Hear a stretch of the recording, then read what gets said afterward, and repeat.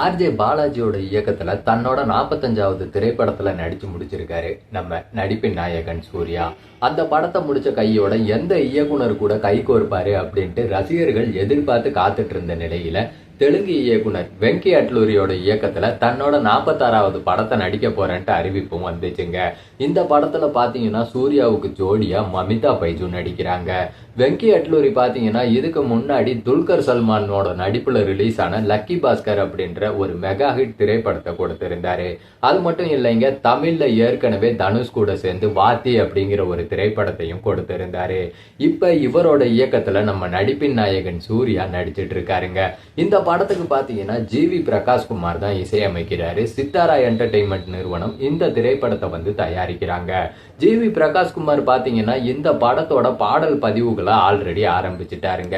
அவர் இது சம்பந்தமா ஒரு அறிக்கையையும் வெளியிட்டிருந்தாரு.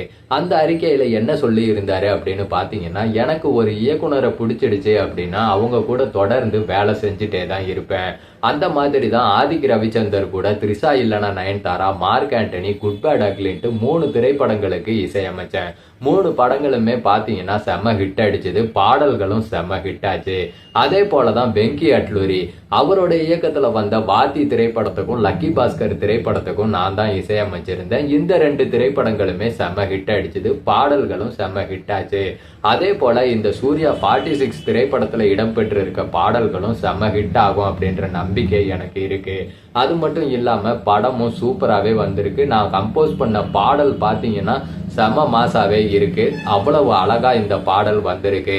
அதனாலேயே இந்த படமும் செம ஹிட் ஆகும் அப்படின்ற ஒரு நம்பிக்கை எனக்கு இருக்கு அப்படின்ற மாதிரி ஜிவி பிரகாஷ் குமார் வந்து தெரிவிச்சிருக்காருங்க. இந்த படத்துல இடம்பெற முதல் பாடலோட வேலையை முடிச்சிட்டாரு ஜிவி பிரகாஷ்.